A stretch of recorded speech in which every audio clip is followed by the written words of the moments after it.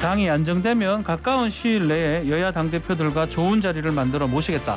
윤석열 대통령이 어제 이재명 민주당 대표와의 통화에서 한 말입니다.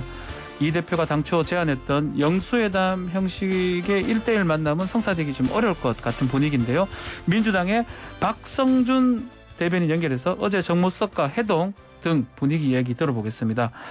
자, 안녕하십니까? 네, 안녕하세요. 반갑습니다. 네. 대변인 맡은 거 축하드립니다. 예, 감사합니다. 항상 이 대변인에 딱 맞는 그런 목소리이기도 하고 예. 왠지 그냥 제 혼자 예측을 했었는데 딱 대변인 되셨습니다. 예. 네. 이번에 어쨌든 대변인 이재명 대표와 함께 제가 네. 예전에 그 대선 과정에서 이제 경선 대변인도 했었고요. 그쵸. 본선 과정에서 또 대변인도 했기 때문에 여러 호흡을 맞췄고 또 이재명 대표께서 지금 민주당이 국민에게 지지를 받기 위해서 모두 이제 하나가 돼서 일을 해야 되는데 대변인 역할이 중요하다. 꼭 맡아줬으면 좋겠다. 이런 말씀이 있어서 하게 됐습니다. 예. 정무적 능력하고 정책적 능력이 뛰어났던 사람으로 이렇게 이재명 대표가 평가를 했던데요. 그런 부분들이 내정의 이유가 됐던 것일까요? 이제 정치를 하다 보면 이제 여야 관계라든가 또 언론 관계라든가 이런 정무적 판단들이 매우 중요합니다. 그래서 그 정무적 판단을 하고 그것을 대변인은 해석을 해서 그 언론인에게 이제 전달하는 능력이 매우 필요하거든요. 그러려면 또 정책에 대한 이해도 좀 있어야 되는 건데 제가 이제 국정 한 2년 하면서 그 부분을 좀 당대표께서 좀 평가를 해주셔서 대변인이 된 것 같습니다. 알겠습니다. 축하드리고요. 자, 예. 어제 이진복 정무수석을 좀 만났었는데 아마 인사차 예방을 했던 것 같아요. 또 대통령하고 짧게 전화 통화도 이루어졌는데 어제 분위기 옆에 있었으니까요. 좀 전해주시면 좋을 것 같습니다. 네, 어제 분위기는 매우 좋았습니다. 이진복 이제 정무수석이 당대표 축하한다는 말씀과 함께 윤석열 대통령이 그 난을 주셨거든요. 그래서 난 전달하고 또 그동안에 이제 선거하는데 얼마나 걸렸냐. 한 달 이상 걸렸다. 정말 고생했다. 오늘은 이제 첫 인사차 왔기 때문에 다음에는 또 국정 운영이라든가 국회 관련된 부분에 대해서 좀 더 논의하는 말씀 좀 드리겠습니다. 이렇게 또 말씀도 전해주셨습니다. 가장 궁금했던 부분은 그 통화인데요. 통화가 정말 보도된 것처럼 깜짝으로 이루어진 겁니까? 사전에 전혀 얘기한 게 없이? 예, 사전 그 협의는 없었고요. 이진복 수석이 이제 그 이재명 대표 만나서 윤석열 대통령이 좀 통화를 원하는데 어떻습니까? 그러니까 이재명 대표께서 흔쾌히 예 좋습니다 하면서 그 자리에서 바로 즉석에서 전화기는 누구 전화기로 한 겁니까? 이진복 그 정무수석 전화로 했습니다. 그 전화로 예. 근데 또 이제 보통 그 사전에 이제 조율하는 경우도 있는데 이런 경우도 또 괜찮은 것 같더라고요. 또 윤석열 대통령이 전화를 하고 또 이재명 대표가 서로 얘기하면서 앞으로 또 허심탄회하게 여야의 관계라든가 정부 여당의 어떤 정책 입법이라든가 이런 것들이 있다고 하면은 또 서로 이렇게 통화하면서 소통하는 것도 좋은 모습이 아닌가 싶습니다. 삼분녀라고 하면 구체적인 또 민생 입법 관련된 얘기도 오갔을까요? 그렇지는 않고요. 3분 동안 하면서 이제 그 당대표 축하에 대해서 이제 대통령께서 아마 축하합니다 이런 말씀 하시니까 또 전화 주셔서 이재명 대표께서는 감사합니다 하고 그런 얘기를 하셨어요. 성공한 대통령이 되기를 꼭 진심으로 기원합니다. 그러기 위해서는 협력할 것은 찾고 또 입장이 다른 것은 이제 조율하면서 같이 일을 만들어 가시죠. 이런 말씀을 서로 나눴던 것 같습니다. 좀 의미 있는 게 윤석열 대통령이 문재인 전 대통령에 대해서 안보를 좀 물었다고 하던데 또 이재명 대표가 그것에 대해 답변도 하고 이런 모습도 있었던 건가요? 아마 그 월요일 날 첫 일정이 이재명 대표께서 문재인 전 대통령 평산 마을을 방문하는 일정이 있었거든요. 그렇죠. 그걸 윤석열 대통령이 알고 계셨는지 그 안부는 모르셨나 봅니다. 그래서 이재명 대표께서 문재인 대통령을 만났는데 건강해 보이시고 특히 평산 마을이 그 시위 때문에 엄청 시끄러웠나 봅니다. 그런데 그 직접 문제를 해결해 주셔서 시위 문제를 해결해 주셔서 평산 마을이 조용해졌다. 감사드린다. 이런 말씀을 하셨어요. 저도 이제 그 평산 마을 같이 있었는데요. 워낙 시위가 좀 시끄러워서 요새는 조용해졌어도 마을 주민이 환청이 들릴 정도로 그렇게 고생을 하셨다고 합니다. 지금은 예, 뭐 안 하고 있고 뭐 보도 보니까 이제 그 주민들인가 옆에서 막 손 흔드는 모습까지 보이긴 했던데. 예, 맞습니다. 이거 조용하고 좀 편안해 보였습니다. 예. 자, 이 영수회담 부분 관련해서 윤석열 대통령 얘기는 당이 안정되면 가까운 시일 내에 여야 당대표 좋은 자리에 모시겠다. 그 말은 단둘이 보기는 좀 어렵고 시기상 빨리 보기는 어렵다. 이렇게 봐야 될 것 같은데요. 뭐 이제 윤석열 대통령께서는 이제 여야 당대표들과 그러니까 여야 당대표들이라고 하니까 뭐 1대1은 아닐 것 같고요. 그렇지만 이제 이재명 대표께서는 그런 말씀을 하셨어요. 가능한 한 민생 문제를 해결하기 위해서 빨리 형식과 절차 없이 만나면 좋겠다. 그러니까 문을 열어놓겠다는 거거든요. 이재명 당대표께서는. 지금 가장 중요한 것은 민생 위기를 극복하고 지금 전 세계 금융위기라든가 고물가, 고환율, 공물가 얼마나 힘듭니까? 그렇죠. 그러니까 이런 문제를 해결하기 위해서는 정말 허심탄회하게 여야 지도부가 만나는 거 그런 문제에 대해서는 문을 열어놓고 절차와 형식 없이 만나자 이런 말씀을 하셨습니다. 예. 알겠습니다. 자, 한덕수 총리가 종부세법 통과에 좀 힘을 실어달라고 이거 저희 인터뷰 때 했던 말이 뭐냐면 민주당 대선 때 공약이다. 좀 지켜달라라고 했던데 글쎄 통과 여지가 남아있네요. 제가 알기로는 오늘 내일 정도로 해야 되는데. 그 종부세 관련해서는 이제 대선 과정에서 워낙 그 논쟁이 됐었고요. 그렇죠. 또 대선 공약에서도 이제 종부세 완화와 관련된 부분도 저희 민주당에서 많은 공약을 냈습니다. 그러면 이제 보통 이제 상임위원회에서 관련된 논의가 좀 치열하게 전개가 되고 또 법사위에서 법안 통과되고 본회의 통과가 되는 건데 여야의 이제 원내대표들의 또 정책 조율도 분명히 있는 거거든요. 정책위에서의 조율도 있는 거니까 조금 지금 봐서는 이제 여당과 이제 정부에서 이 종부세 관련해서 정책 추진을 하고 있는데 저희 당 입장도 바로 어느 정도 조율이 되지 않을까 싶습니다. 알겠습니다. 자, 이재명 대표 일성으로는 민생을 잘해야 되겠다 이 강조를 하고 있는데 최고위원들하고 얘기는 조금 다른 것 같아요. 최고위원들은 부인 그 여사죠. 김건희 여사라든지 특검이라든지 한동훈, 이상민 장관 탄핵 같은 거.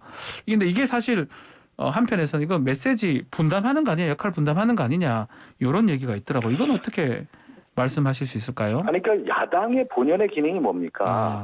여당과 협력할 거에 대한 부분에서는 민생 문제에 대해서는 확실하게 협력을 하는 거고 또 하나가 뭐냐면 정부 여당이 잘못하는 거에 대해서는 강경하게 입장을 표명해서 이것은 안 된다라고 하는 것이 또 야당의 모습 아니겠습니까?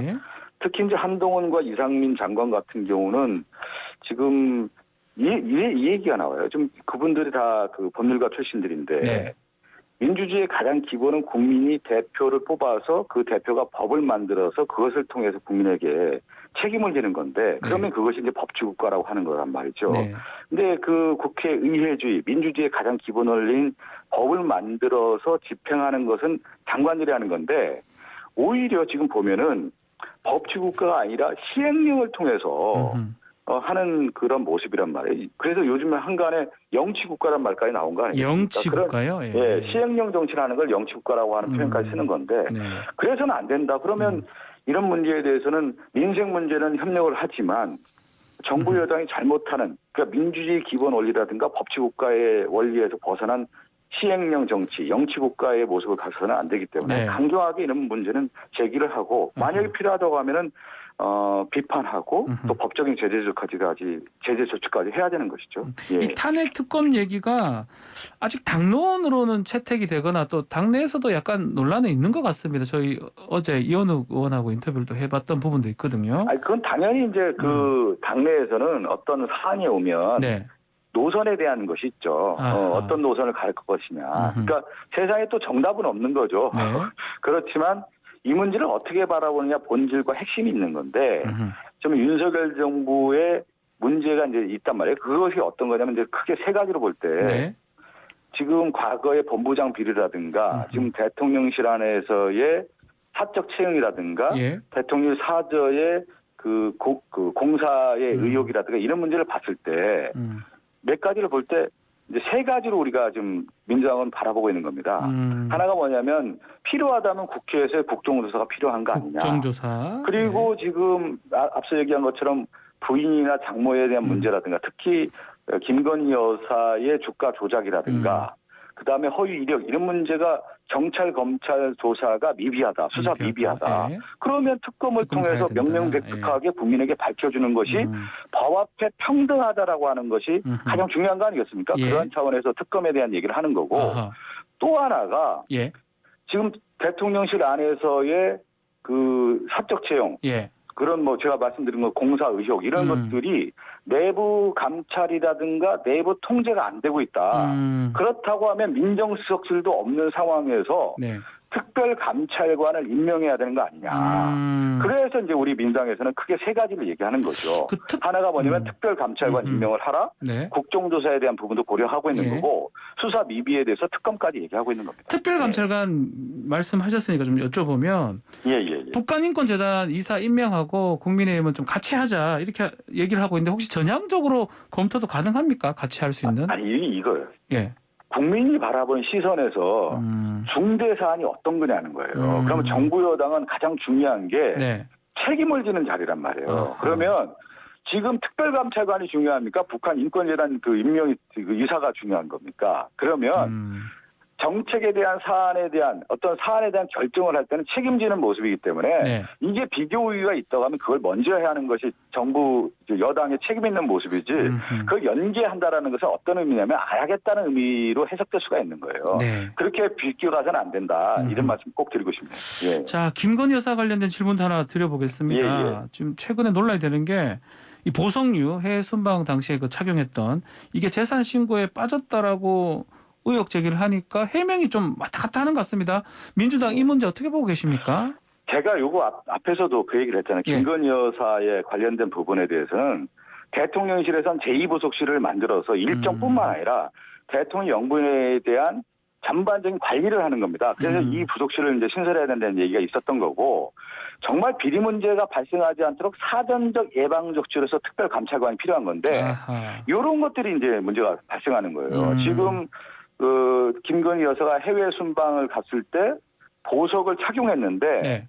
그게 어떻게 된 거냐 했더니 대통령실에서는 처음에 해외에서 빌렸다고 표현하지 않았습니까? 그렇죠. 근데 두 번째로는 뭐냐면 두 점은 지인에게서 빌리고 한 점은 구입했다라고 하는데 상식적 수준에서 대통령 부인이 보석을 지인에게 빌리는 게 맞습니까?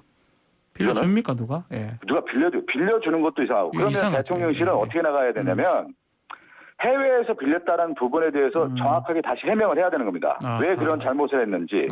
그리고 대통령 지인에게서 두 점을 빌렸다고 하면은 지인이 도대체 누구냐라는 것까지 얘기를 해야 되는 거예요. 그래야만 그것이 타당한 것이지 국민의 눈높이에서 봤을 때 이게 상식적이지 않다라는 겁니다. 이러한 문제가 발생하지 않도록 특별감찰관이라든가 제2부속실을 신설을 해야 된다. 네. 이 얘기는 대통령 당선된 이후부터 얘기 나온 거 아니겠습니까? 그런데 지금까지 안 한 걸 보면은 네. 누가 책임지고 일을 하지 않고 있다라는 것이 지금 드러난 거 아니냐 이렇게 말씀드리고 싶어요. 알겠습니다. 예. 자, 내일부터 윤석열 정부 첫 정기국회가 열립니다. 이 국정감사를 이제 하는 건데 국정감사 이제 야당의 이제 무대다라고 표현을 많이 하는데 혹시 전략을 지금 좀 논의를 하고 있는 건가요? 어떻습니까? 이제 국정감사의 본연성은 몇 가지가 있는데 정부 여당이 잘하고 있느냐, 특히 이제 정부가 잘하고 있느냐에 대한 부분 아니겠습니까? 네.